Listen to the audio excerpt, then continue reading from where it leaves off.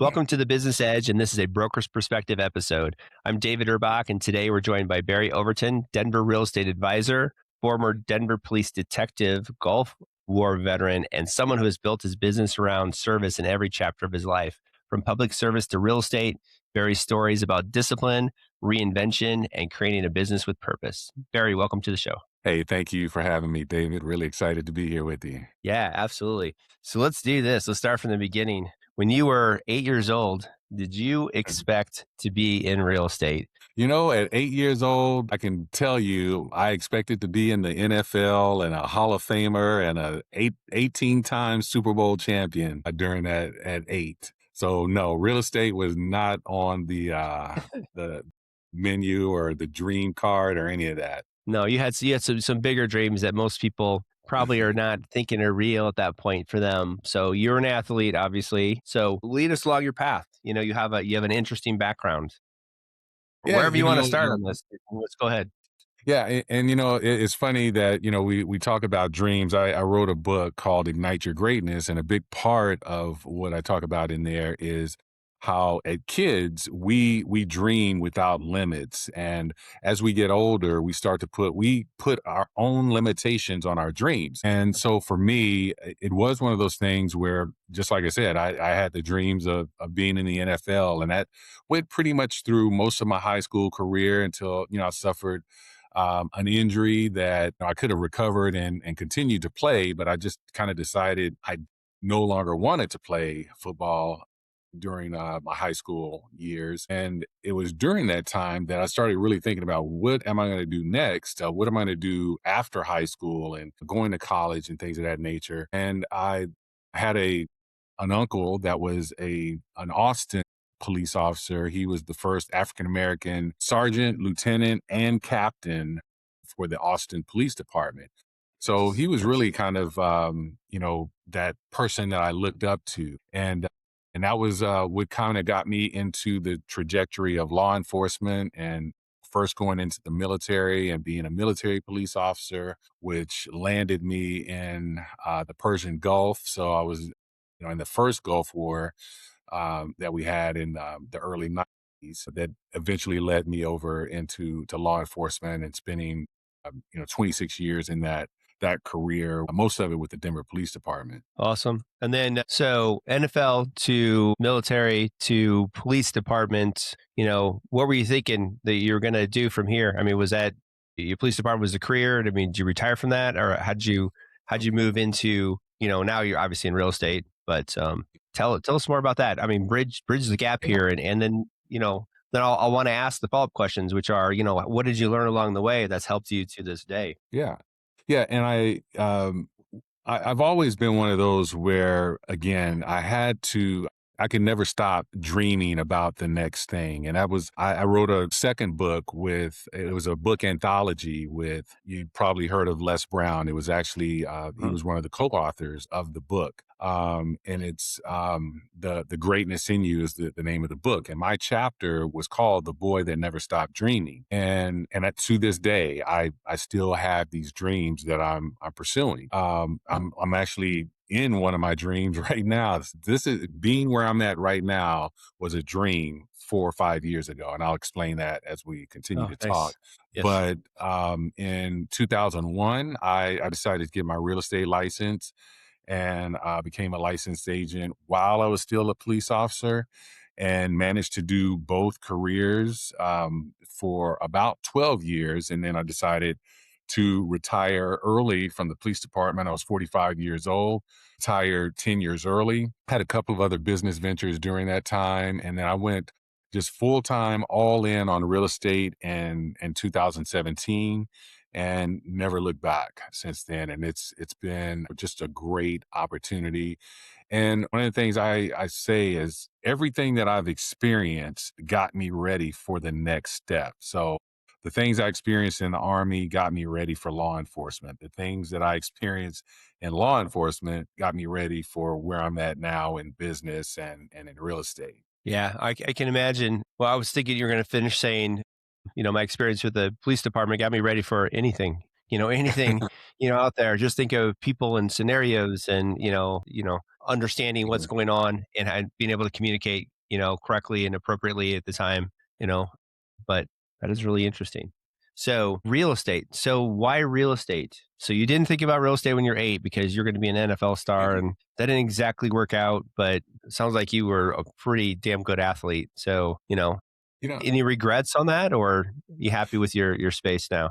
Which is, I love real estate. We're not, no one's knocking real estate here. This is all about real estate. yeah, and it's funny you mentioned regret. That was the book, Ignite Your Greatness. I did talk about there's two types of pain that we go through in life. There's the pain of purpose and the pain of regret. The pain of purpose is that thing that desire, that that passion that you have. It's not going to come easy. You're going to have to work for it. And there's going to be some pain that you go through, some growing pains that you go through for it. But the key is that you're growing through it and you're becoming better so that you can eventually achieve whatever that purpose is. But then there's the other side, the pain of regret, that again, when you give up on something and you sit in that place of thinking to yourself, what if I would have Mhm. continued, what if I would have pursued that goal? And I can tell you that is a more painful feeling from a psychological standpoint, from an emotional standpoint, than the pain of the purpose and pushing through, because that stuck with me, not going in, pursuing that career in college football and the NFL, of having that what if I would have stayed with it, how far would I have gone? And while I lived in Denver, I had a lot of friends that were Denver Broncos, and got to spend a lot of time around them, on the field, off the field. And so it was one of those things of always kind of feeling like, man, I could have been here if I would have stuck with it. And so the lesson that I took from that is I never want to be in this place of regretting not doing something. So that's the thing, that as I move through life now and I have a passion or desire to do something, I'm always reminding myself that, okay, you can't give up on this, because you know what it feels like to have to sit in that place of quitting on it and then wondering what would have happened if you didn't quit. Yeah, because you have to live with that forever unless you Yeah. jump back into it, and then NFL is not something you can just jump back into. That's clearly Yeah. a progression where, if you're fortunate enough to stay healthy all the way through it and be better than almost everyone, then you have some sort of shot at it. So, Yeah. interesting.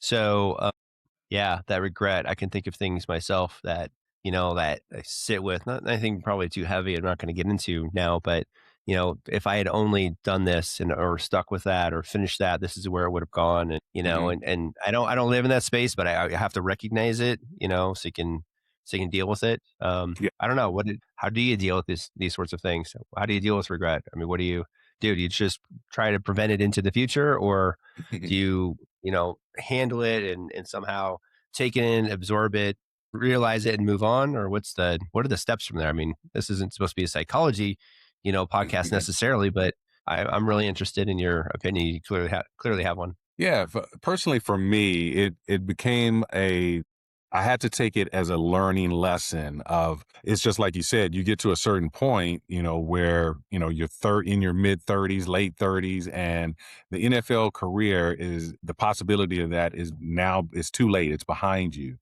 So I had to look at, okay, but there's still so much life ahead of me. And even at 57, I look at it, there's still so much life ahead of me. What am I going to do next? And when you look at, okay, why did you want an NFL career? And part of it is the fame, the fortune, all the different things that come with that. But now for me, it's not about fame, or it's not about fortune. It's about impacting other people. So that is where my sense of fulfillment comes. So that's where the purpose lies for me. Part of that I do through real estate. Part of that I do through the books that I've written and the speaking engagements that I go on. So what I've learned for myself, as long as I'm working in my purpose, I have this, that's what fills my cup. And that's where the sense of fulfillment comes for me. And like that feeling, it's kind of like the high that you get in life. And that's what I'm pursuing. And it's being able to just, have that impact on other people. And so by doing so, it makes it easy not to, for me, I can't quit on other people. And that's one of the things that my wife always tells me, that I invest a lot more sometimes in other people than they invest in in themselves, in their real estate business, for instance. When I'm coaching, from a mindset standpoint, kind of the same thing. But it's one of those that I'm always looking for them to have a breakthrough for themselves. And once again, I'm looking for not being in a place where I give up on someone else and I don't have that impact.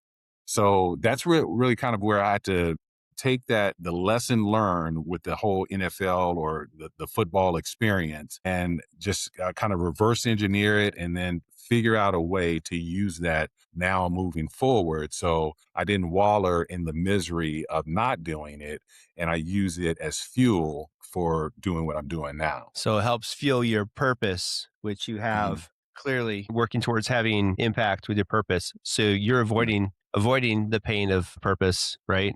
And Yeah. also the pain of regret. It seems Mhm. they kind of play together in this particular. Well, they are you. It was part of your story and your message to ignite your greatness. So, what's the next level for your greatness? Where do you see things going for you where you're not currently at? What would you like to see 5 years down the road, 10 years down the road, with your business or personally? If I can, if Yeah. Yeah, absolutely. So I was mentioning earlier that I'm living part of my dream of 4 years ago, and that's to live in San Diego, California. My wife and I, we own the property here for about 6, 7 years, and a few years of owning it, we just decided, we would like to make this home. And I had a real estate business. That was going well. I was focused on my own production, and that's where business was coming from. And when I decided to that we were going to move here, when we both made the decision, I needed to figure out how I was going to move a real estate business from Denver to San Diego and make it work. And I found a company with EXP that was a huge catalyst that put me in a position to be able to do business in both markets. But along the way, that purpose that I had of impacting others also came to the forefront. So I have an organization of 155 or so agents in my organization right now. And so a lot of my attention and focus, just before you called, I was actually working on some training that I'm putting together for the organization. I've had calls today with different team members where I'm helping them individually on building their business. So that's where the passion really lies now. While I still work in production, my goal is to be out of my own personal production in the next 3 years and solely working in other agents to help them build the business that they dream of for themselves. And that was one of the things that's 25 years in real estate. What I've learned is when you go to a brokerage or when you're part of a team, you usually are you're fitting into the mold of whatever that team leader has for the vision hmm of their team, or that brokerage has for the vision of the brokerage. A broker owner, team lead is not usually asking that individual aid, what is it that you want? What is it that you dream of for yourself? hmm And that's the first question when I sit down with an agent, first question I ask them. And a lot of times they're stumped because no one's ever asked them that. right. And when I kind of explained to them that, I take them back to that moment when they decided they were going to get their real estate license and they're going through the process. I guarantee you they did not dream of, I'm going to do all of this studying, spend all the money to test and get the licensing and the board members just so I can go build somebody else's dream. No, they had the Right. idea No. of building their own dream. And so I said, I want to take you back to that moment, and let's figure out what it is that you want, and let me show you how to get it. That's a perfect way to start. There's no doubt about that. Yeah.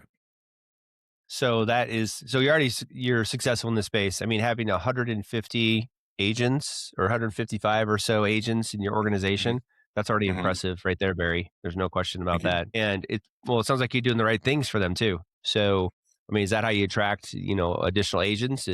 I don't know. I mean, how do you find these people? Let's shout out what you're looking for. I mean, as far as fit goes, because not everyone's going to be the right fit, clearly, Yeah, but the yeah, right people are going to be well served by you, it seems. And you're clearly yeah. on a mission to help them.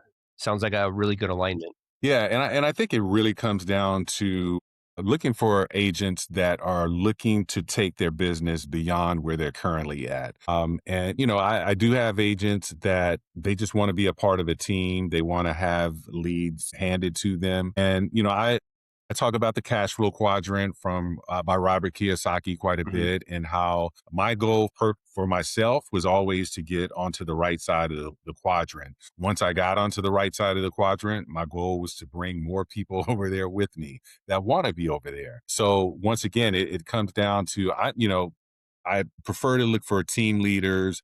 I also look for broker owners because I know right now with the industry being what it is and all the big moves that you see Compass and Zillow and Yeah. Yep. some of the big companies out there making, the little guy is going to be swallowed up and lost in the middle of all this. So I do see huge opportunities for broker owners because in essence I operate as a broker owner, but I'm under this umbrella of EXP. So I get all these amazing benefits that my company provides that I don't have to pay for, but I get to use those resources, and then I get to show other agents how to do the same. And so that's what's allowed me to be able to grow, just finding those like-minded agents that are looking to dream again about what it is that they want for their business. And it's funny, I've had 2 conversations today with a brand new agent, 5 months in the business. She was with a brokerage where, they were directing her in a certain way. And I asked her the question because she has this amazing sphere of influence. And they were trying to have her do cold leads, cold calling. And I was like, but you have this sphere over here that is waiting for you to serve them. And so it was just a tweak in her business. Literally, she joined me on Thursday. She called me yesterday with a commercial lead that she's working. And then we have some residential, business that she's looking at as well. And then I have another agent that's coming over to us that she has the desire because she's worked in the space with a lot of baby boomers, which is the largest population right now. And she's working with them right now from a retirement aspect. And she created a program where she can help on the real estate side of the house and she can assist with the reverse mortgages and things of that nature. And her previous brokerage told her, yeah, that'll never work. Focus on real estate and doing it this way. And it was basically the way that they have been doing it. They have been training it Mhm. for years. And so when I told her absolutely that would work and I could show you how, because I have a program for police officers. Now, boomers and police officers, two very different things, but how we operate to is the exact same way. So I'm showing her how I built this network of people that already know, like, and trust me because that's my background in law Mhm. enforcement. And she can do the same thing because this has been her background for years. So it's just recognizing, number one, people's talents and also, acknowledging their dreams and telling them, I'm willing to lock arms with you to help you to pursue your dream. I kind of live by the Zig Ziglar quote of you help enough people get what they want, you'll eventually get what you want. Love that quote. Yeah. Yes. That's definitely a good one, and it's so true. That's that also helps people think about, maybe there isn't necessarily shortcuts to this, but you can serve a lot of people if you're doing the right thing and you add value to the situation. I mean, that's kind of how I see it. So thanks for bringing up that quote. That's a really good one. Yeah. Yeah. So what Absolutely. is the secret to success in real estate as a broker but produce at this point? What's the key in this market currently? No, interest rates are a little bit higher than they were years ago. It's not 2021 as you mentioned earlier. Yeah. The people's houses are not appreciating necessarily at the same rates.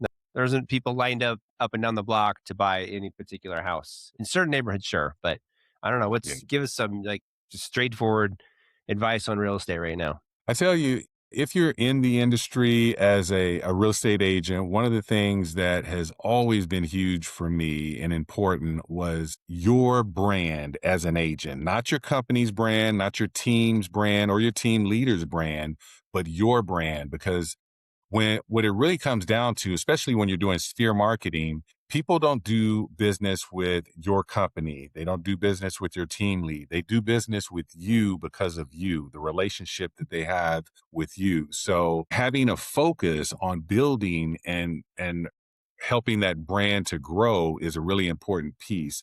And it starts in the very beginning. And so I think there's a few aspects of number one, standing out, doing things that are unique in the industry. And for me, that started with video. I started doing video content for real estate in 2017, so almost 10 years ago, when a lot of agents were not willing to Mhm. get in front of a camera. That was also a time, I think it was right at that time, is maybe 2016, that Facebook came out with Facebook Live. So I used to go live on open houses and live in luxury new construction homes. I used to do kind of almost like a podcast, but I would go live with certain vendors. Like I had a credit repair guy that I would do a Facebook Live every Wednesday. I was doing a Facebook Live, and I would just have a different type of person on that had some connection with real estate, and it gave value to what I had to offer.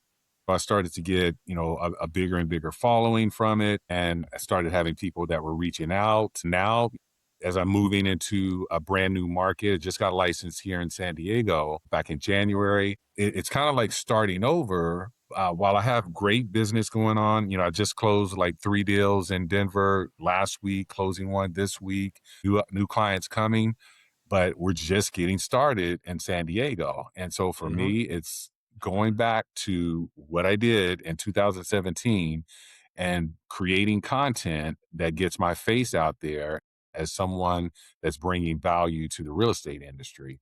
And one of my favorite areas I think to do that has always been new construction. I usually sell about 30 homes a year. Usually a third of those are new construction. And it's because, again, most new construction, they have lower interest rates that they're offering. They're offering other incentives. They're slashing the prices on their homes. I just went under contract on one Friday they cut 30,000 off of it, while everyone else is at about six and a quarter, six and a half. We got 4.5 on a 30-year fixed Oh, they had some on this money. one. Yeah. Yeah. So it's just one of those things of, bringing something unique. And that's what talks right now is lower interest rates, lower prices. If you can have that conversation with people and lead them to an opportunity to get those things, they're willing to listen, and they're willing to follow and learn more about what you have to offer. Well, it makes a lot of sense because you're really adding value there.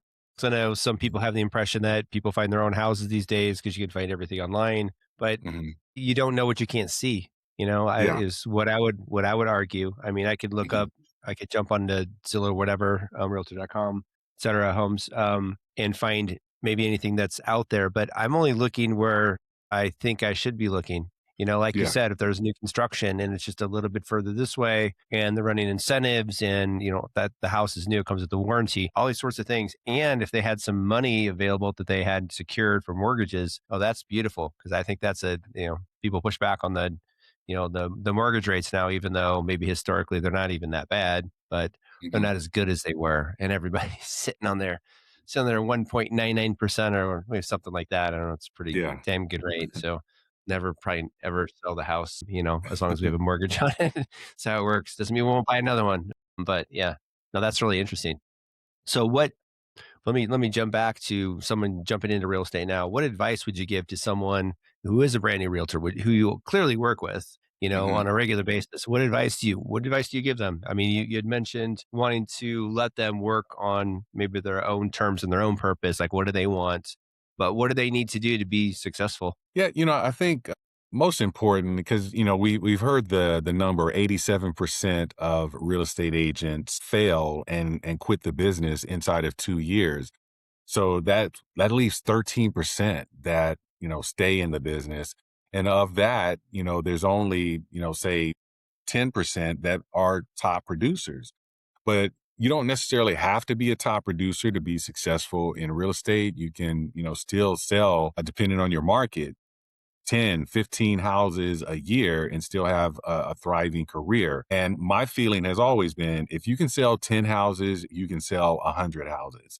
It's Nice. just a matter of being able to scale and believe that you can do that. So, for that brand new agent, number one, I think it's important that yeah, you're gonna have to learn some things that you've never done and it may feel uncomfortable. And it's okay to do those things that you feel uncomfortable doing as long as you feel like they're going to lead you in the direction that you're truly trying to go. Like I said, I have always been big on sphere marketing, tapping into the people that are right here in your cell phone, the people Hmm. that you already have a relationship with. But I do see that there's a place for cold calling and things of that nature, and you can do a combination of the two. But when I've seen agents that number one, they're not being taught how to tap into their sphere, and every client that they get is someone that they just randomly met. Well, there's a lot that goes into that. You're building rapport, and there's other agents that could eventually be introduced to these folks that they end up working with. I think it's important that number one, whichever brokerage you decide to go with, make sure that they hear you and what it is that you're looking to create for your real estate business, and that they're going to be a good fit for you, from that standpoint.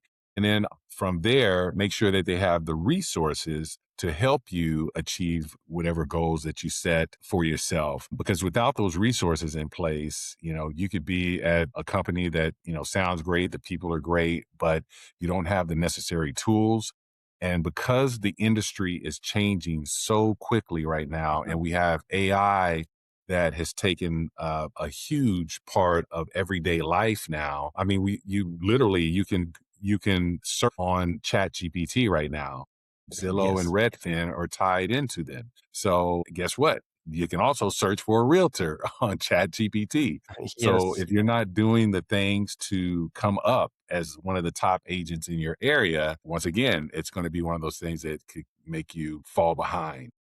Yeah. All right. That makes sense. That's good advice. That's perfect. Yeah. Interesting. You're now in San Diego. I always have to, I've talked to a lot of people in San Diego, and I talk about San Diego around the house I'm in Denver. I'm in Broomfield, right? So just Mhm. up, up, up north, that side of it. And I mention any day that it's 75 degrees here and sunny, or 72 and sunny, I think is the perfect day. I say to my wife, you know what it feels like outside? I said San Diego all the time. Is that actually true? It really is. I can tell you July will be a full year that we've been here. So we've had the opportunity to kind of experience every season. August is a bit humid and warm, but it's still very much manageable. It was actually hotter in Denver in August than it was in San Diego. And this January, it was still, 68, 70 degrees here throughout the entire month of January and Yes. February. I've told people that, again, living in Denver, I have big coats and I have jackets. I have not worn a jacket the whole year. Mostly I've been in shorts and t-shirts. I actually had to change because I was in a t-shirt before we jumped on this podcast. But yeah, that's kind of the norm around here, and the weather has just been amazing. Yes, that's very desirable. It sounds pretty perfect. Although it is pretty perfect here in Denver. Although 60s Yeah, up to 70, but it has been 90. It's been over 90 degrees here this year. So I don't know. Who knows yeah, what's going to happen?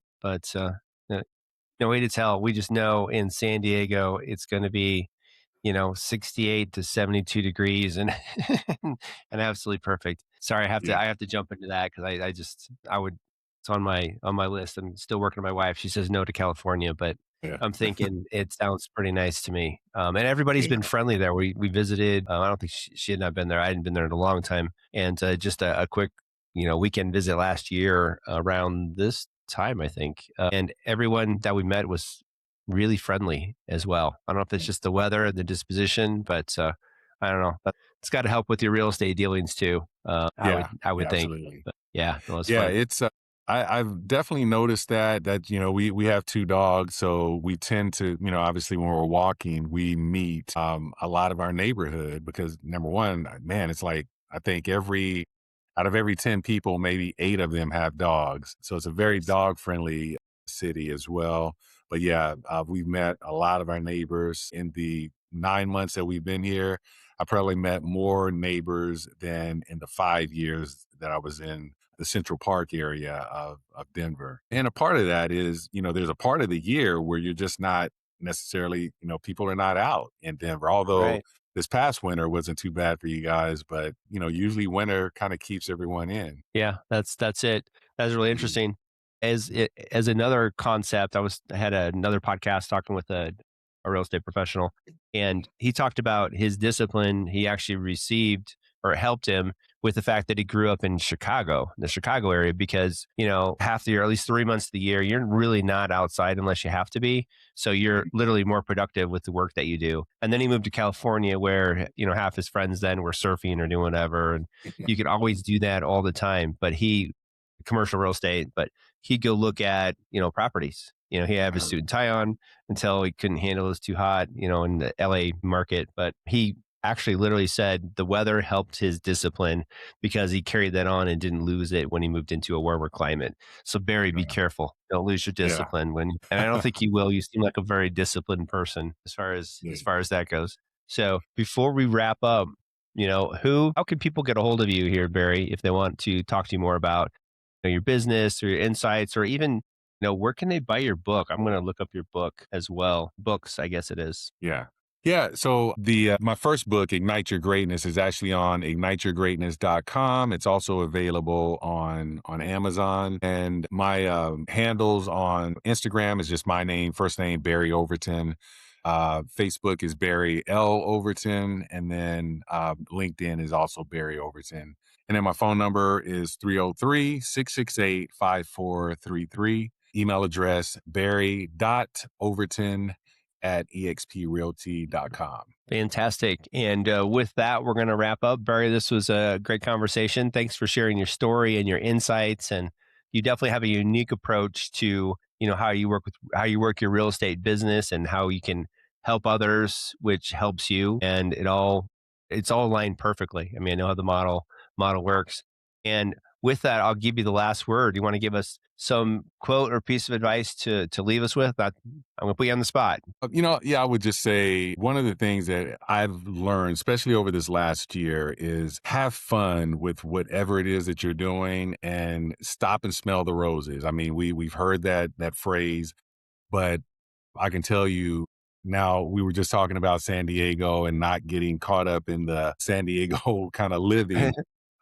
I can tell you that I have taken more time to take a break in the middle of the day and just take a walk or, drive that we're literally 7/10 of a mile from the San Diego Bay. So just go down to the bay and take a walk. And it's truly I've seen trees, I've seen flowers that I probably saw in Denver and never really noticed, but I've taken the time to literally smell the roses and look at the roses. And it's another just sense of fulfillment and peace that I've gotten for myself. And so while I think it is very, me and my wife both are very tenacious in regards to our business and creating success for ourselves, but this move for us was something that really was eye opening from a standpoint of there's more to life than just the business, and really just enjoying it. And we've made every effort to do that since we've been here, is enjoying life. That is fantastic. Take Mhm. time to smell the roses. Thank you, Barry. Appreciate it. This Yeah, has been fantastic. absolutely.